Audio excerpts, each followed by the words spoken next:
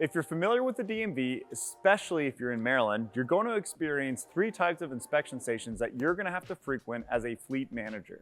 You're going to have your emissions inspections for your vehicles that are not diesel powered and have an OBD2 port. Here, this is your OBD2 port right in there.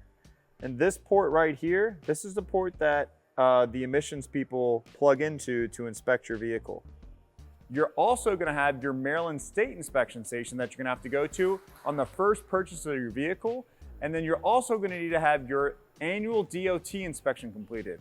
Now, if you need your annual DOT inspection completed, you can partner with Revit and we can send a US DOT certified safety inspector to your location so you have zero downtime. If you want to partner with Revit and you want to have a free fleet consultation, give us a call and I'd be happy to talk to you. I'm Blair with Revit Auto, and as always, happy motoring.